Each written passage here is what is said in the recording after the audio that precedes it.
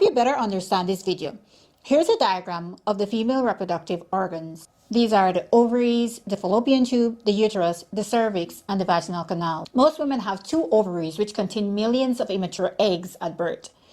During her lifetime, no new eggs will be developed. A woman begins her reproductive years with approximately 500,000 follicles, and only about 500 of these will be released during ovulation. It is estimated that by the age of 30, a woman will have about 72,000 remaining eggs, which is a mere 12% of the maximum pre-birth levels. This is because most of the follicles will die before maturing.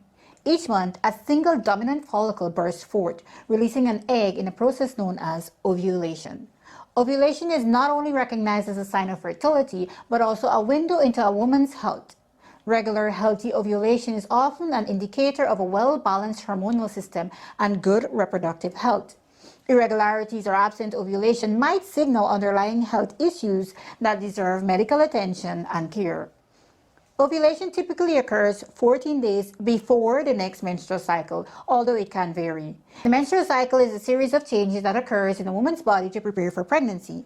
It is regulated by a complex interplay of hormones. The first day of your menstrual period is day 1 of the cycle.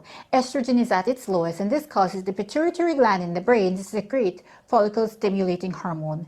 These hormones cause hundreds of follicles to begin to mature. These follicles contain eggs, and as they mature, they produce estrogen. The estrogen helps thicken the lining of the uterus. It's important that the uterus lining grows and thickens because if pregnancy does occur, this is where the fertilized egg will implant. As the follicles continue to mature, they produce more and more estrogen. In most cases, one follicle will grow faster than the others and become the dominant follicle. Hormonal changes will cause the smaller follicles to essentially starve and degenerate. When the estrogen levels are high enough, a sudden release in luteinizing hormone occurs.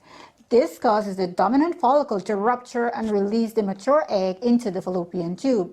After the egg is released, the remaining part of the follicle becomes what is known as the corpus luteum, which starts secreting progesterone in addition to estrogen to further prepare the uterus lining for pregnancy. The egg takes several days to move down the fallopian tube into the uterus. If the egg is fertilized by the sperm, it may implant in the uterus and result in pregnancy.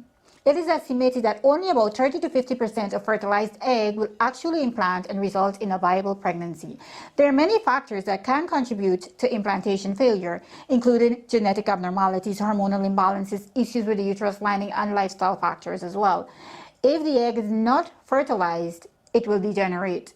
The corpus luteum will start to break down approximately 10 days after ovulation, causing a drop in estrogen and progesterone levels. As a result, the uterus lining will shed, and the menstrual cycle will continue. Amazing, right? One of the most common signs of ovulation is pain or discomfort known as Mittelsmärch, which affects approximately 40% of women. Mittelsmärch is a German word which means middle pain.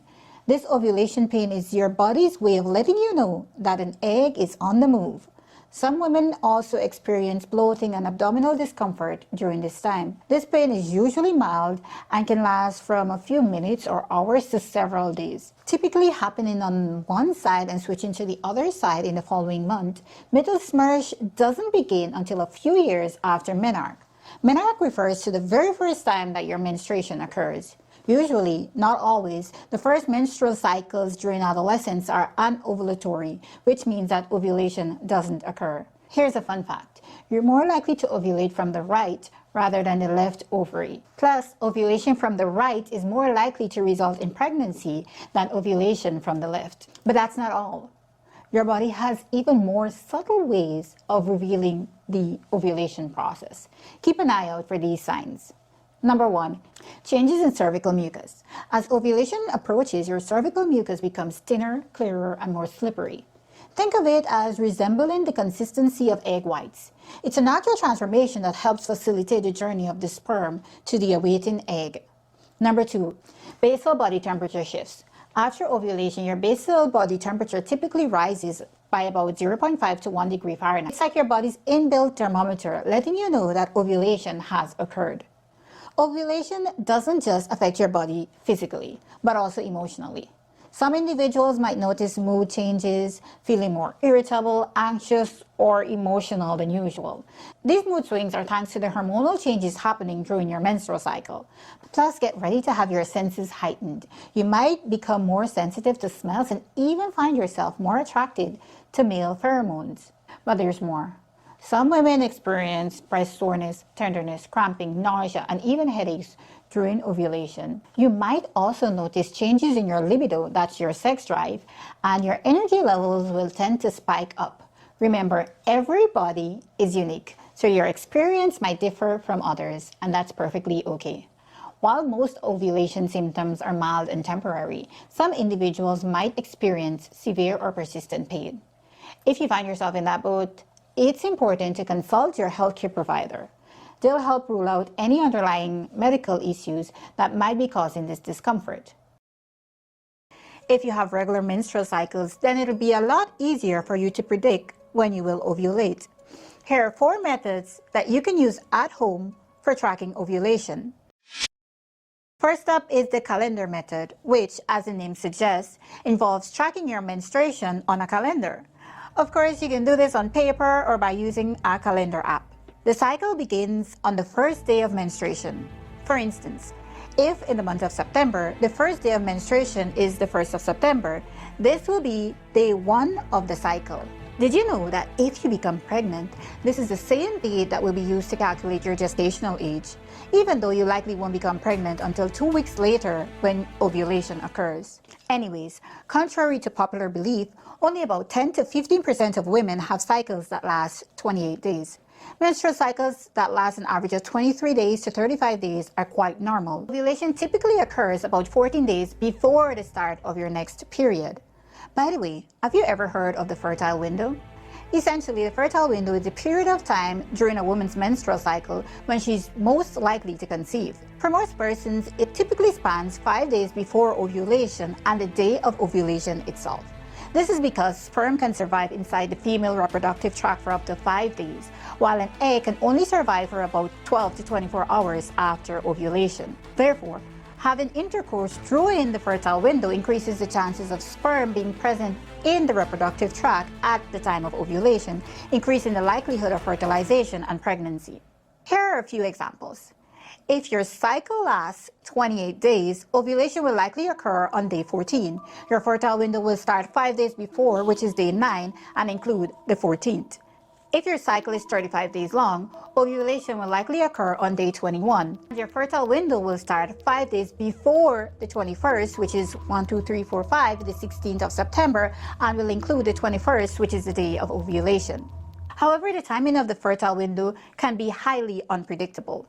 In a prospective cohort study of 221 healthy women comprising a total of 696 menstrual cycles, only 30% of the women have their fertility window fall between days 10 and 17. So unfortunately, the calendar method may not be accurate for everyone, especially if your cycle length varies. It is estimated that 20% of women have irregular cycles. Plus, even if your cycle length is mostly regular, you may still notice some variations over time. So that's why it's important to combine this method with one or more of the other methods that I'll discuss in this video. Ovulation predictor kits are easy to use and can be purchased over the counter at most drugstores. These kits can be used at home to detect the luteinizing hormone surge in urine, which occurs 12 to 36 hours before ovulation. If the ovulation predictor kit is positive, it typically means that you'll ovulate within the next 24 hours. So how accurate are these tests? Well, when used correctly, these ovulation predictor kits promise an accuracy of over 90%. Plus, these tests are very convenient, inexpensive, and easy to use, with many having 10 or even 20 test strips. Unfortunately, these tests tend to be less accurate if you use hormonal birth control, hormone replacement therapy, and some types of antibiotics. Plus, if you're over 40 years, these tests tend to be less accurate since women who are approaching menopause tend to have naturally higher levels of luteinizing hormone. Next up is tracking ovulation using the basal body temperature. Basal body temperature tracking involves taking your temperature every morning when you get up. I need to emphasize that it's crucial that you do this before getting out of bed. Plus, you need to use a basal body thermometer, which may be used in your mouth or rectum and not the regular thermometer. Basal body thermometer is much more sensitive and can detect changes even to a tenth of a degree. I'll leave affiliate links to some of these products in the description below. Here's how to use this method. Track and write down your body temperature each day on a chart or calendar. Your body temperature rises slightly about half of a degree after ovulation and stays elevated until the next period. It's best to use this method for a few months before deciding to use it for family planning purposes. Plus, since the temperature rises after ovulation, this method is not the best for predicting ovulation, but it is a good indicator that ovulation has occurred and will help you predict the pattern of ovulation. During the menstrual cycle, the amount and consistency of cervical mucus changes. These changes can be used to track ovulation. As ovulation approaches, cervical mucus becomes thin, clear, and stretchy, resembling egg whites. This type of mucus helps the sperm travel through the cervix and into the uterus.